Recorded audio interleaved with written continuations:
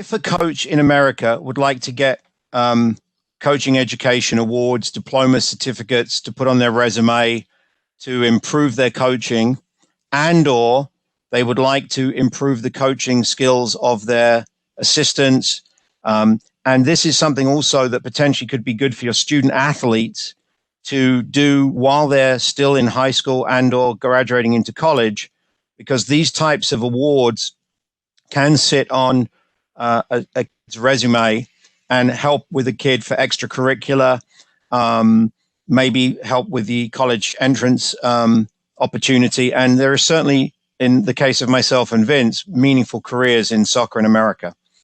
So at the very basic level, we have what we call grassroots courses. There is a robust number of online courses now available, which I will make some more mention of later. But both my organization, United Soccer Coaches, and the U.S. Soccer Federation have been developing content in the 4v4, 7v7, 9v9, and 11v11 space that, as you can see on the right, is quite minimal in terms of time commitment. It could be a morning, it could be half a day, and you can see those there. The idea is that 4v4 is currently the 8 and under model, 7v7 is currently the 10 and under model, 12 and under at 9v9, and then when we get to 13 and under, we go into 11v11. So these courses can be for people focusing on those ages, or they could be for coaches who want to kind of get an idea of the development pathway from 4v4 to 11v11. So even though you're coaching high school athletes, you may choose to have a little look at this material in the 4, the 7, and the 9, because it talks about child development theory, things that most of you as teachers would know, but it does give you that sort of holistic A to Z spectrum of the coaching programs. But again, these are the types of programs that I think you would enjoy potentially, but I would bring these in to your high school programs in the off season, maybe encourage some of your kids to look at the online programming, and we'll talk a little bit more about that as we go through the morning.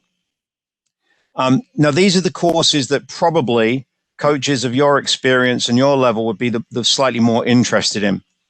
So you can start to see on the right now, these are slightly more rigorous commitments in terms of hours. And when you look at months, obviously those are touch points, and then you come away and then you come back. The course that Vince and I are very proud of is the top one, the National Youth Diploma, which is really for the people working in the grassroots of that 10 and under model. And it's for club directors of coaching. And we really start getting into some academic ideas about child development, player development, socio-emotional skills, self-determination theory and psychology. So really, really like the National Youth Diploma. It is the best coaching course I have ever taken, even though it's pretty much stops at 11 and under. In terms of a pedagogy, andragogy course, fantastic course. And then you can see, as we've kind of interspersed them, the programs that we offer and the programs that US Soccer offers. And Vince and I both teach all of these. So certainly, whilst my organization is United Soccer Coaches, occasionally a club or an entity would like a US Soccer course, and we can bring that and deliver it too. And then as you get a little bit further down the list, for some of you that are really looking to potentially make coaching a career down the line, you'll see UEFA. And those are the European badges. And European coach education is typically the gold standard of coaching education in the world. And we have the ability now, if a coach would like to go to Scotland or England or possibly to Germany and take a course in English, but with UEFA, they can now do that as well. So you can see that we can have what I call horizontal learning, where a coach could stay at the 4v4, 7v7 and take a course, every 6 months, every year. And we also have a vertical pathway if a coach wants to go all the way up to potentially a pro license and coach in the MLS, or certainly, get up to a senior level of coaching license. And then very quickly here on the left or on the bottom, We are pretty much the only people right now doing goalkeeper courses. So the level 1 is for those of you that are high school coaches who don't really know very much about goalkeeping and up till now have sent your goalkeeper off to the corner to warm themselves up. We're going to help you integrate your goalkeeper into the training. And then ultimately, as you maybe develop specialist goalkeeping staff, they can go away and take a 40-hour residential course. And then we have a few other courses. And Vince will talk a little bit about a program we have specifically for high school coaches. So that is just a thumbnail of the state of U.S. soccer coaching education right now. And it's a pretty healthy one, despite the fact, of course, we're all kind of shut down. Warren, at any point, please feel free to interrupt me because I can't see the chat box. So let me know if there's any issues. So here is a very quick presentation for you about some of the types of content and things we're putting into the courses. You can see my email, my Twitter, LinkedIn, and I'll talk a little bit about membership here at the end. So in the U.S. soccer, in the best traditions of U.S. soccer coaching education, we tend to break the game into 4 components: technique, tactics, the psychology that's needed to be an effective player, so dealing with adversity, collaboration, motivation, etc., and then the specific physical skills and needs of a soccer player as opposed to a cross-country runner, as opposed to a football player. So it's technique, tactics, physical, and psychological. And what I'm going to talk about briefly is tactics.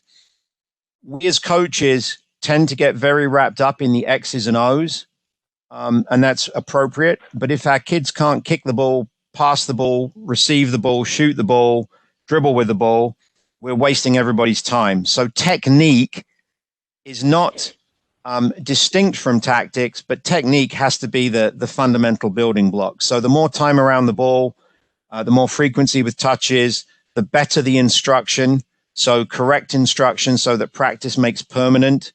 Practice makes permanent. So if it's good practice, then it'll become perfect.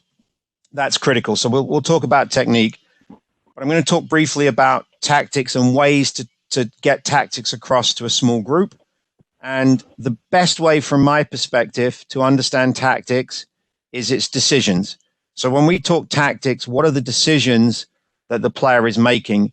And when you're playing 1 versus 1, there are decisions. And certainly when you're playing 11v11, some pretty robust decisions.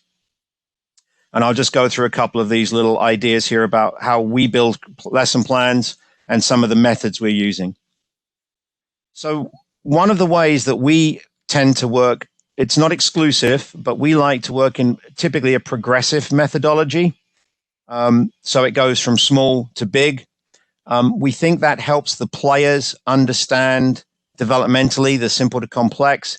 And we also think that kids in high school, for example, if they know the session is 75 minutes, they know when to be putting in that last bit of effort to empty the tank.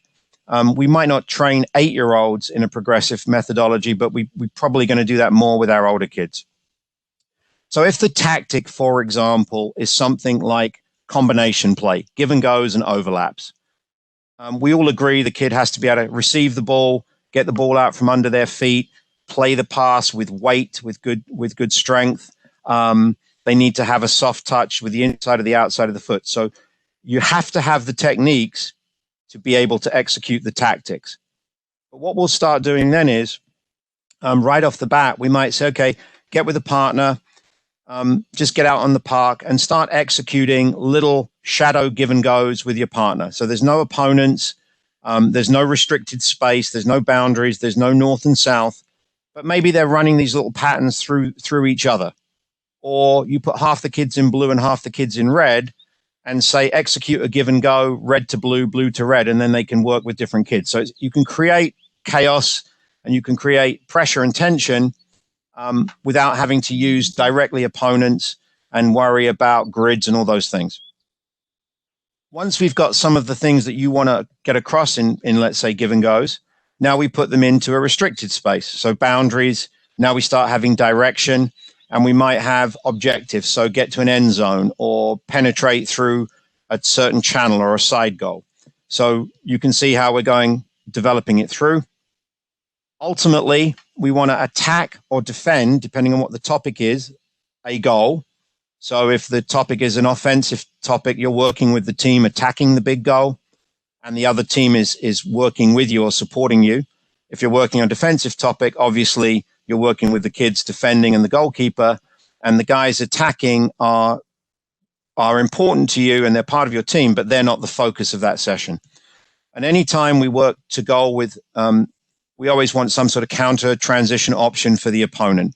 So that might be a half field, big goal, and then you put some target players or some small goals on the halfway line.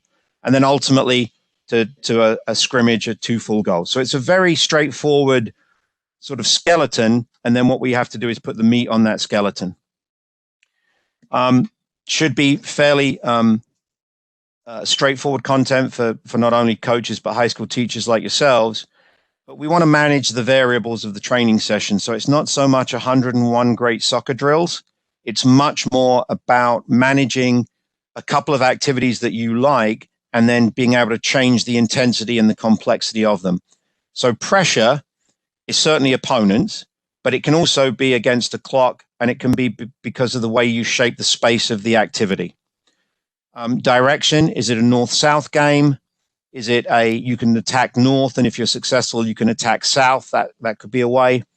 Are you going to go on the width of the field as opposed to the length? Is it maybe a 360 type game where you've got the kid in the middle is probably your central midfielder? Manipulating numbers ups and downs with intentionality. So maybe instead of 7v7 with one all-time offensive player, which is perfectly viable, and that all-time offensive player is probably on number 10, maybe it could be an 8v7. So one team has to work out how to deal with numbers up or numbers down. We always want the counter opportunity. So all the activities have a goal for both teams. And again, we end with two goals and even numbers. A very famous goal in the English Premiership, which actually came off of his shin. So I don't think it was that great a goal, but that's my opinion. So we have, in the best traditions, again, of US soccer coaching education, I think we've made it quite, from my point of view, quite symmetrical and something that's quite understandable for coaches at the entry level. And then, of course, those of us that are slightly more expert or experienced, at least, can expand upon these. So in attacking play, we look to hurt the opponent with a penetrating pass, shot, or dribble. We try to support the player nearest the ball with depth. And then the rest of our team are looking to offer width and mobility and disperse to stretch the field. So again, try to hurt them with the ball, support that player and give them help. Everybody else get big, make the field big. And then, of course, the magic source of attacking play, the ability to be creative and improvisation, which is why I was a central defender and not a striker. Great picture of a bunch of Italians trying to get a ball off of a Spaniard. And so what we have here are the 5 principles of defending, which dovetail in. So they very much oppose. So if they're trying to hurt us with a shot, dribble, or pass, we've got to get to the ball. We've got to apply pressure. We apply pressure to deny them penetrating or delay them penetrating. And I could also add destroy, right? So then you try to win it. Depth would refer to the players helping the pressure deny and delay. So the cover players, the ones immediately around the ball. And then if the opponent is trying to get big and make the field wide, then we as defenders have to balance off the threat of the ball and the space and the opponent. And I think you'll appreciate if your fullback goes all the way out to a winger who doesn't have the ball and is not a threat, that's probably not the best use of that player. You might want that fullback to come inside the field to balance off space as opposed to stand on an opponent who's never got a chance of getting the ball, at least in the immediate. So these are our principles. Of course, as we develop, we want to make sure we know what it looks like when we switch from in and out of possession. This is the notion of transition, obviously. The challenge becomes with our players at the highest level, possession is sustained for periods of time. And so there are less transitional moments because the level of play is high. The lower the level, the more times the ball turns over, and it becomes quite difficult for kids to continually be stopped to address this topic.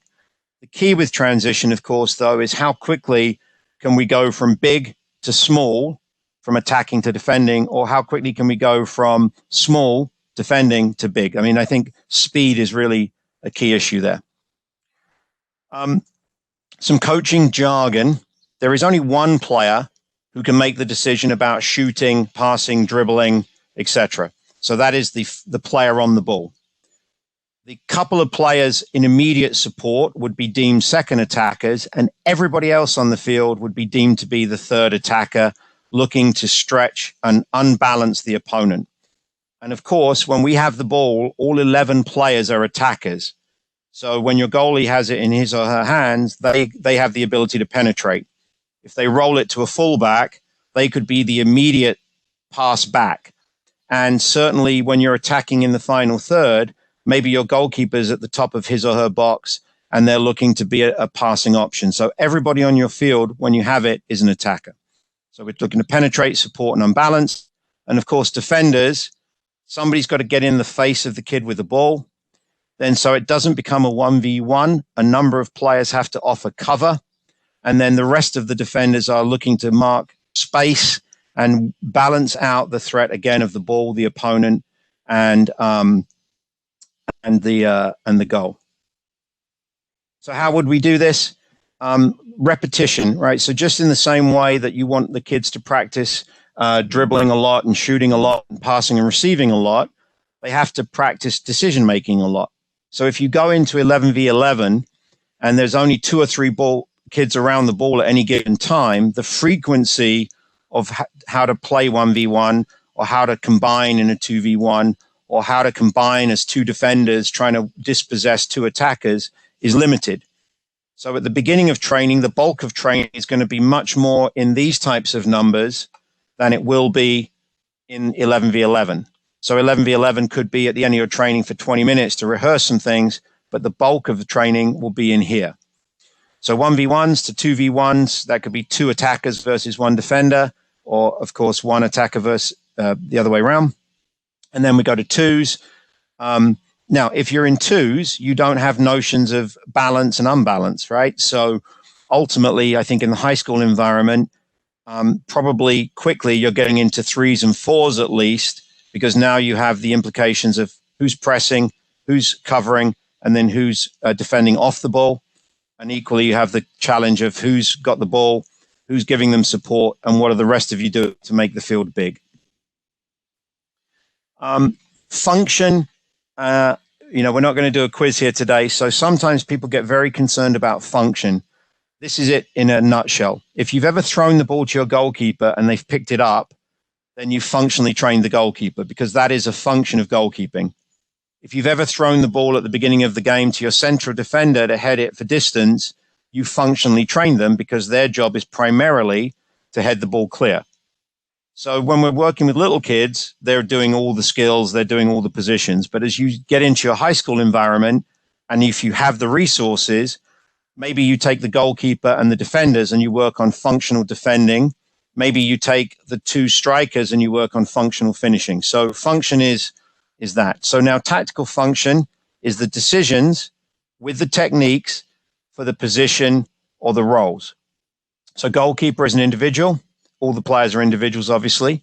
Blocks horizontally would be maybe your back 4.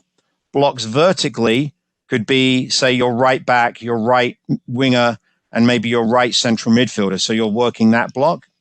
I'll come back to situational play in a little bit. But function is a more elevated way of coaching, because you're getting to the point where you're not wasting. You don't want your central defenders practicing finishing for the majority of the training session. You'd like them practicing defending, because that's what they're going to do 90% of the time. Having your star striker who's got a nice chip on their shoulder and is nice and selfish and has improvisation and creativity. I don't like strikers very much, you can tell. Doing defending is a little bit of a waste of their time, right? Because you want them seeing the ball hit the back of the net. So that's how you divvy that up, is you. Some of us will create the lesson plans in our head. If you're very experienced, you have this type of thing in your head. You have the game, you know how it works, you know the dimensions, you've got the coaching points, you're good. Many of us, of course, and certainly in our coaching courses, we don't trust that you've got it in your head, so you have to write it out. So when I create a lesson plan, it's good to have a visual, a diagram, how it works. So what happens? So for example, in this game, when the red team shoots, one of them has to leave the field before they can come back on. So now the green team has a 4 versus 3 breakaway real quick. So you're basically trying to create 4v3s all the time. You need to have a good stack of soccer balls at each corner so that the team can quickly counterattack while the guy's off the field. So that's part of the organization. But the key is, why the heck would you want to do this? So what are you going to coach? And the idea would be, and this happens a lot, is the coach comes in with 2 or 3 points and they just keep repeating them for an hour and a half, which is okay. But what Vince and I would talk about is get some fundamental ideas about the coaching in the first part, and then add and develop those coaching points. So rather than same as above, you're giving them sophisticated and increasingly stronger ideas as they go through the session. So here's a real quick session for you, and I'm 9:30, so we're doing okay. So here we've got just a series of 1v1s. I've got 16 players, whatever that is, 15 players. So 2 groups works for me. No common sideline, so that Ian or the coach can stand in the middle and work both groups. I could maybe stop this group on the left, but I could work the group on and let the group on the right continue to work, whatever. So we've got 1v1s. We set them up on the diagonal, and we've got a server playing the ball as opposed to the player passing it to his opponent, which I kind of like. So now down here in the bottom, the black player with the squiggle, he or she is receiving the ball as they're running onto it, and now they're attacking the white defender with the red arrow coming out to defend them. And on the other side, on the right side, black defender, red arrow, and we've got the white player dribbling towards them. If you have them come from the corners, now you automatically get some shapes to the curve of the defending run, and obviously the attacker's got to drive to the middle of the parks. 1v1, you could use it for attacking, you could use it for defending. We would probably recommend, though, that you focus exclusively on one side of the ball or the other. Don't try to coach everything, but coach the qualities of being out of possession or the qualities of being in possession. And then, of course, counterattack goals for both teams. And then all we do is expand it a couple of yards and go 2v2. What's interesting here, though, and I'll touch on it briefly. If you look at the grid on the left, the red arrows, the 2 whites are coming in from the top of the grid to defend against the 2 blacks coming in from the bottom. In the other side, on the right side, the black player with the red straight arrow is coming from a deeper position to recover to defend. So you've actually got the 2 whites for a while are attacking one black defender, and the black player's recovering. So all you do is you change the starting positions of where the players come from in the grid, and you can create all kinds of scenarios. So in the case of the 2 whites on the left, they can come out and be very combative. In the case of the player at the bottom of the grid on the right, he or she probably has to delay action and make action predictable to allow for their teammate to come in. So again, where you start players from can really radically impact the decision making, and you can replicate real game situations that you've evaluated, and you don't need to find a new drill. You can just keep doing similar activities. Then we take the common sideline out. Very quick, easy, just pick it up. Now I've got a 4v4. So if I look at the red arrows, I'm working on number 1 is pressing, number 2 is supporting, and number 3 and 4 are trying to get into balance positions. Obviously, I could work with the attacking 4. And then we go to a small-sided game with whatever players we've got. So that's a progression. Real quick, here are 5 methodologies that Vince and I like to sell to coaches. The most common, the freeze. So stop everybody. You step in, you make the correction. Hopefully you create a picture, and then you restart it so that picture can be recreated. That is an incredibly effective and probably the most popular coaching tool. I think we would all appreciate if it's done wrong, or it's done too many times. When I say done wrong, it's typically because it goes too long, or the information is incorrect, or you don't create the picture, or you do it too often so the kids never see the ball rolling. It can be a devastatingly damaging technique. So we could coach at natural stoppages when the ball goes out of bounds. We can coach in the flow, so they're playing and you're reminding them of things over the top. That should not be white noise. That should be specifics. So back four, step up. Vince, next time you get the ball in the midfield, look to play it out to the right side. So you can coach in the flow, which doesn't require you stopping the action.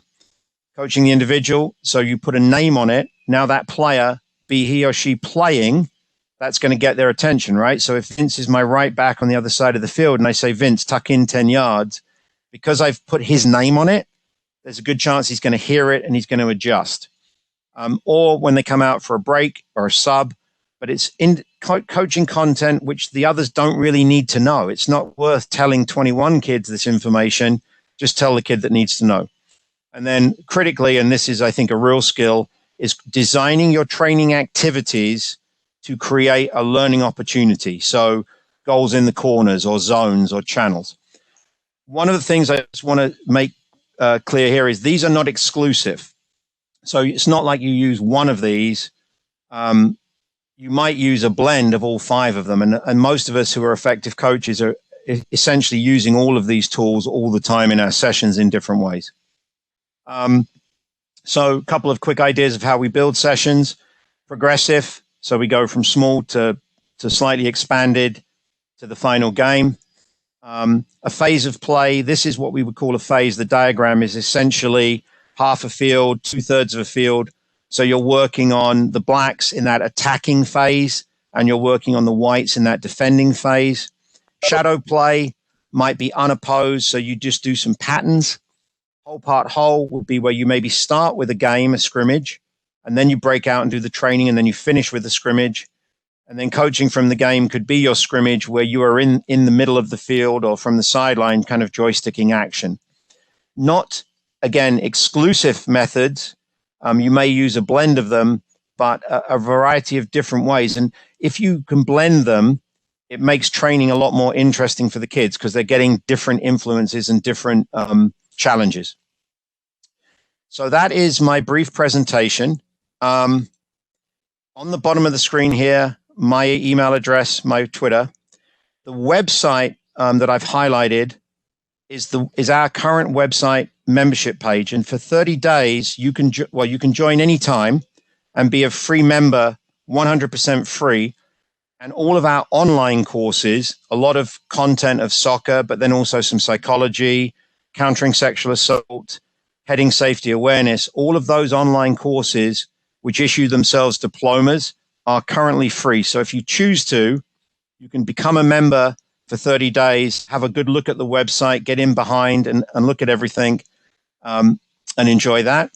And then at the bottom of the screen there, Kevin Sims, that is the president of our association right now. He's a high school coach in Atlanta, Georgia.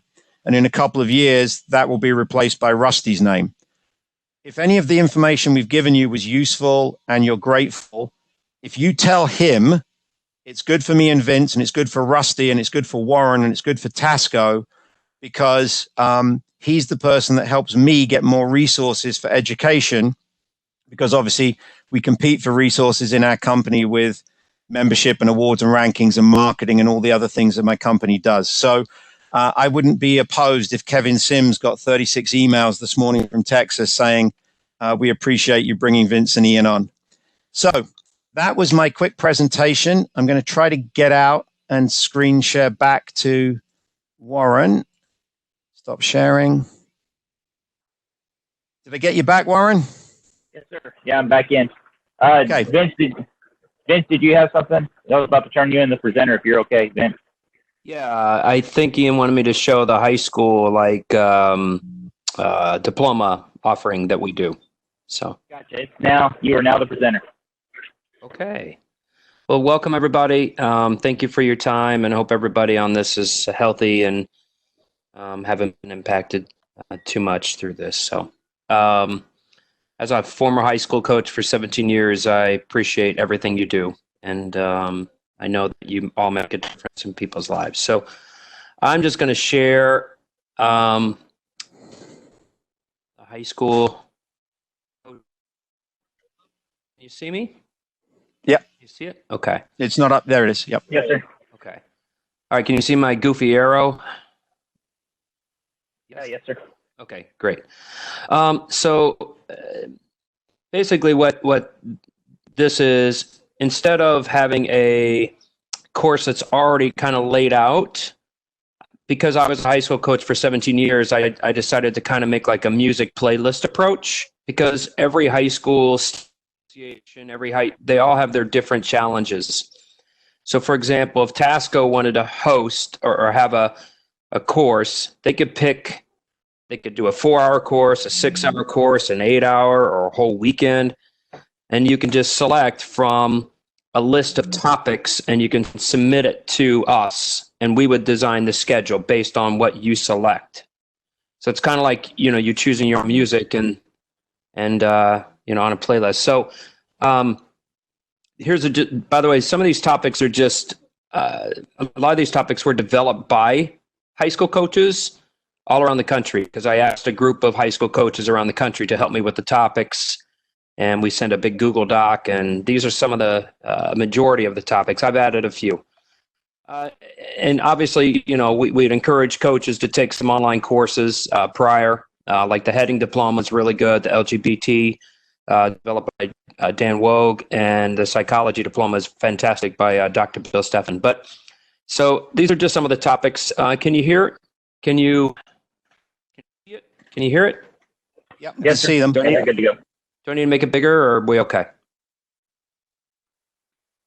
It's great for me. I think we're good to go. Oh, sorry. All right. Thought I'd make it a little bigger. All right, because my eyes are bad.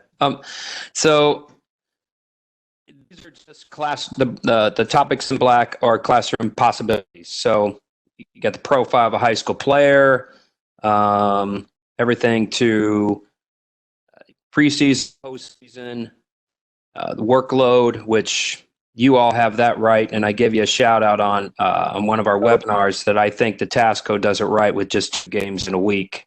Thank God. So just little topics, right? Fundraising. And then we get into some soccer topics, matches. I threw in a couple of these, right? Developing a player profile, developing key performance indicators, tactical. We can just do a classroom session on quizzes, on tactics, set pieces, ethics, game day preparation, and transportation type issues. And the whole idea of this would be not us talking at you. It would be the high school coaches getting together in groups and sharing their ideas with what, for example, they work. For example, is there a bus policy that they use? For example, the seniors can't sit in the back of the bus, and so there's no hazing going on and all that. I'm sure all of you have already developed emergency action plans, so that can probably be taken out. Technology tools. So these are just possible classroom topics. And then the red are some possible field topics. Or some field sessions. So just technique, some tactical activities and games, condition games. Those are more like constraints-led games. For example, you can't score until the ball gets into your center striker, right? And then you can score. Something like that. That would be like a condition game. Shaping the team. Ian brought this idea from the Scottish Sea. Is that correct, Ian? I believe. So that's correct. C. Yeah. So that could be a method, if you will, and it's more like your large group training to one large goal. Maybe you do 2 counter goals, but then there's what if scenarios. So it's like an if then, right? So when we're building out the back, if the right back gets the ball and the opposing team's striker takes away the middle, okay, now what, right? So that's an actual method that the Scottish FA use. Gamification, Warren, I'm more than happy to come on some other time and just do a whole thing on gamification and how that works. I'm actually working on a book right now on it. But and basically it's just taking the video game idea, of level ups and power ups and pausing and banking points. And I see it. I've done it a lot with like B team kids, like club kids, because it motivates them a little bit and they play and they really give effort throughout. It's a unique method, if you will. TGFU is teaching games for understanding. Then there's, again, these are just, and then I wrote up here that, for example, Warren and Rusty and Fred, if there's additional topics, you can say, hey, Vince, can we add this? Can we add this? Can we add this? Sure, absolutely. So the idea of this is just to make it more friendly for state association, high school state associations, such as, you have a league, but like Ohio has a huge high school soccer coaches association. So if they wanted to bring in everybody, maybe they want 6 hours. With that, I was just going to show, I wasn't going to show that one, sorry. So if you all came to the TASCO event, all of our courses, by the way, that Ian shared earlier, you get an app, and the app has all the documents and some extra bonuses. So this is the one that I made for TASCO when I was there down there this past winter. So these are just all the classroom presentations that I did. That's not showing Vince right now. Oh, it isn't? Okay. No, oh, I know why. Duh. Hang on. I'm so sorry. You're okay. Should have stopped when I was ahead.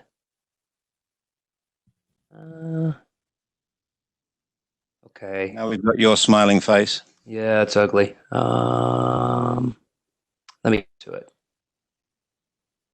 There it is. Okay. Just waiting to boot up. I think there it is. Yeah, we've got the small quick tactics diagrams. Yeah, so this is the app that if anybody came to the TASCO event that I did last year, which I was very fortunate to be asked. These are just some of the presentations that were in the app that I shared with everybody that took it. And anyone that didn't take it, they could email me, and I sent them this too. So same with everybody on here. So these are just game-based activities. There's a high school coach in Massachusetts, and what he does, he has he has index cards, like 5x7 index cards, and he has a graphic. And some days he just says, Vince, I just bring out the cards, and those are like some of their favorite games to do. And I just say, okay. And we have, like, for example, a sophomore who might be the player of the week, that he does. And they get to pick the game for everybody to do. So it's just, because, a lot of it's social, and getting along and integrate people. He's a very successful high school coach in Massachusetts. So all of our courses have the apps. So we have everything from urban soccer diploma, our national diploma, more than 10 users. These are just people that can access it live. I'm going to be coaching a high school boys team, like an assistant coach. So I started to work on an app for my high school boys team. So I can show, for example, in the high school diploma, how do you create this app? I mean, that could be a whole block. So anyway, I think, Ian, I'll go ahead and stop there. And yeah, it looks like we're at 9:50. So Warren, we'll turn it back to you to wrap with your coaches and Rusty. Vince and I are happy to stay on as long as anybody would like us to, or people can reach out to us individually, but we'll turn it back to you. All right, hey, I wanted to start off by saying thank you very much. That was unbelievably good, and I appreciate you guys taking the time this morning to join us, because I'm pretty sure I'm speaking for everybody else. It was one of our better ones, and I think a lot of it has to do with you guys' preparation, and the information was unbelievably powerful and helpful. So I want to say thank you very much for that. On that same note, if any of those resources that you guys have, you'll put those in the the side chat, we've got an actual resource doc. And I'm going to put the link in that you guys can get involved with it too. But everybody can access the resource doc, and everybody can also access the member link that we have for the webinars where I send out an individual personalized invitation, but I'll put those up just yet. But with that being said, are any coaches have any questions right now for either Vince or Ian? Or Rusty? And by the way, Rusty, thank you very much. If you want to know the truth, Rusty's really the one that set all this stuff up. He was unbelievably helpful in doing it. So without Rusty, this didn't happen. Thank you, Rusty. No. This is, hey, I need this stuff as much as anybody. Just because I got lucky and kind of know how to talk in public and win something doesn't mean I have a clue what Vince and Ian do. These guys, truly, you can't imagine how invaluable they are to the association.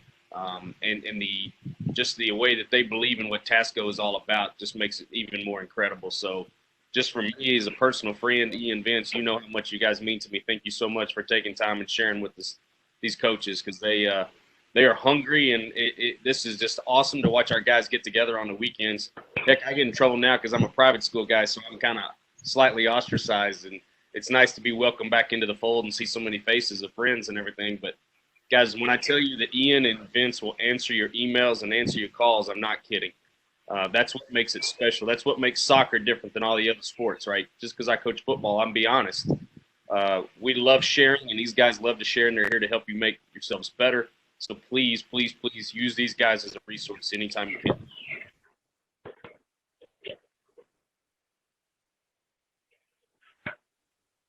All right. And if you're looking at – oh, sorry about that. No, I just said thank you for having us. Thank you for having us. No, it was really good. And I really like the what do you call it? The play of different ideas. There's some couple of things I'm looking at. I'm really interested in your gamification of training, because that's something I've always thought that if you could turn into a video game where they level up, level down, that'd be hugely powerful. I've done a part of it, but not anything to like the level you've got. And I'm super excited to see something like that. I'm more than happy to help. So just let me know.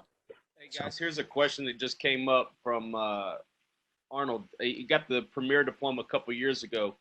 What do you recommend as far as continuing as coaching education moving forward from that place?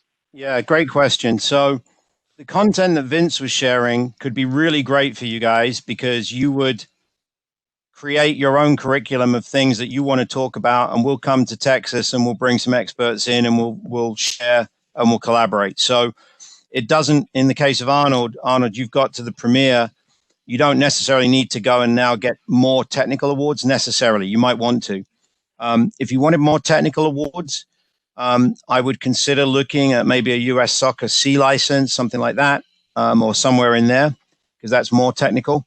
Or consider a trip to Europe for a week with us and do the UEFA C. We're going to probably go, hopefully, in December and take coaches to take the UEFA C. So if you're looking for more X's and O's type content, if you're looking for more broader skill set to be a better manager, a better leader, we have the Master Coach Diploma, which is a week residential in the summer normally, and then you go back to your community for the year, and then you come to the convention in January. This year, or January 21, we hope to be in Anaheim.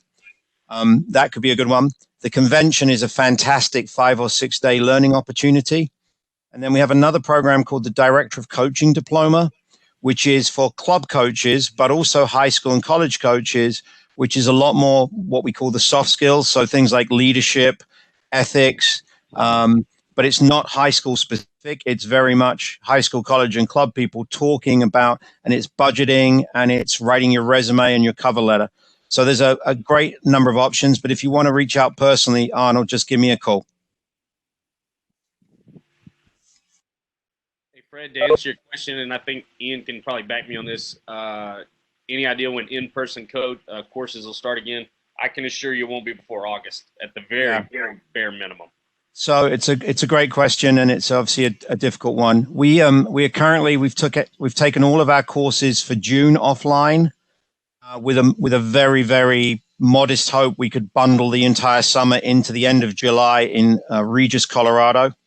But I think realistically, as Rusty says, that's even if we opened them up and the school was willing to have us, it's not clear to me that people will want to travel and be in that environment.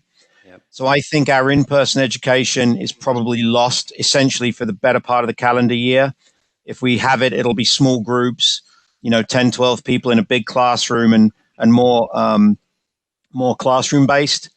So we could come in August, September, October to Texas and do some content, but I don't think getting people on the field and interacting is going to be viable. I think our next big hit is January with our convention in Anaheim and then our big coaching school in Fort Lauderdale. And I would like to think that we would be back to 75% normal by January. That would be my guess.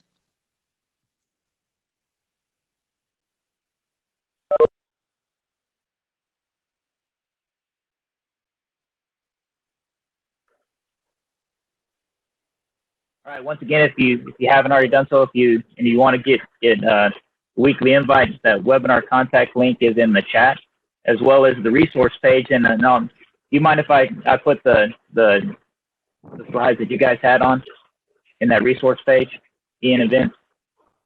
Sure. I'll send you, Warren. I'll send you the playlist and anything else you want. So that's huge. Yeah, because I'll tell you what, I'm really excited about that playlist. But I think there's a lot of things that could help and grow. I know that this is a good group of individuals that we've been seeing each week. So I'm really proud of having them in. But once again, if there's something that you guys want to see as far as coaches, if you'll email me or even send it on the side as we start to build future webinars. I said we started off this thing 6 weeks ago with 12 people. And it's credit to a lot of you guys that are interested in getting better and starting to make this thing grow. So I want to tell everybody I really appreciate you guys being here this morning and taking the time as a coach to try to get better, because I think all of us together make this thing actually work. And so, look, I want to say thank you to you for inviting Region 2 in to join us. For those of you who aren't aware, we kind of did Region 1 at 9 and Region 2 at 10 o'clock, and that was a total waste of time because we ended up, why do that? So this is just better networking for all of us. We're now, again, we all have 40 coaches in there. You have 2 regions. We're getting fantastic content. So thank you, Warren, for inviting Region 2 in to join with you. No, heck, I think it's actually more powerful because we get the whole Texas coaching family. And so I think that's one thing that you actually find out. There's a lot of people here with a lot of knowledge that we can all grow together. So I know it's one of the things I really like is people getting outside their comfort zone. I know a couple of coaches talked about, comfortable when I called you out, but I think the beauty of it is that we find out that you do know something, and there you can share. And so that's what makes this really powerful and really amazing. So with that being said, does anybody have any further questions? Like I said, try to keep this to 1 hour because I don't want to waste anybody's time beyond that. But are there anything that you guys that can say besides make sure that you set it up? Oh, wait, here, there's a good question, Ian, for you guys that just came up. Yeah. So Coach Barron, the question regarding, okay. So if you go to our website, Coach Barron, and you look at our courses, and you can sit and watch one in 2 hours, or you can sit and watch them in 8 chunks of 15 minutes, whatever you want to do. I would really recommend the Foundations of Coaching course. It's it isn't teaching your grandma to suck eggs because it's good reminders for all of us. But I think you might really enjoy the Foundations of Coaching, which has the attacking and defending principles embedded. And then if you're looking for a little bit more 11v11 global, the one I'm quite proud of is Formations and Systems. So the idea is that any idiot can come up with a bunch of numbers that add up to 11. The question is why, right? So if I tell you I play 1-4-4-2, and I think I'm the business, well, the question is, what is the shape of my back four? What's the shape of my midfield? What do my 2 strikers look like? So Formations to Systems, that's a good one. So Coach Barron, I'd get on some of those until we can be outside. And then join our webinars. Follow us on Twitter and take down some of the tactical quizzes. None of this content is pay to view right now. It's all completely free. And you can get yourself a nice little prep before you get to the outdoors. So look at some of those stuff. Guys, on the online education stuff that they're talking about too, if you go in there and look, I think Fred put it on there. You can literally type in anything you're wanting for your session, for the day, for the month, whatever, and it's all right there. It's available to you. You can print it out. Let's say, especially if you've got a JV coach that's just kind of coming into the fold. One of the things I started years ago with my JV coaches, there's no excuse for those guys not to have something prepared when they step on the field. And that's why I pay for their memberships, to get in there, use that opportunity, freaking print it out. I don't care if they just print and go every single day to do something, but there's thousands on thousands of educational pieces that run their training sessions and everything. And if you'll go on and do the 30-day, the free stuff right now while you're getting everything going, you're going to get emails every day for the give and goes and all the different things that are happening that you can literally pay attention. You can literally increase your knowledge every single day with everything that's coming out from United Soccer Coaches. It's absolutely unreal. So, and we're trying to get as much of that information. We're sending that to Andrew. I know we got to give a little love to DJ, your president, for TASCO's on here. So I got to give some love to the president for getting up this morning, brushing his teeth, combing his beard, looking pretty. So, yeah, there you go. Online 13 plus pieces. I didn't know it's still on. That's great. Hey, it is good to see you, DJ. It's good to see everybody too. All right. Does anybody have any other questions or thoughts? We hit the 10 o'clock mark. I want to just once again appreciate you guys. Thanks for stopping by, and I'll send out a link for next week. Thank you. Ian, thank you so much. Vince, thank you so much. Rusty. Thank you. Warren, I sent you an email. All right. Thank you, sir. And I'll post that link in the thing. All right. Thank you. Thank you. See you guys. Y'all have a great weekend. Be safe, everybody. Yeah.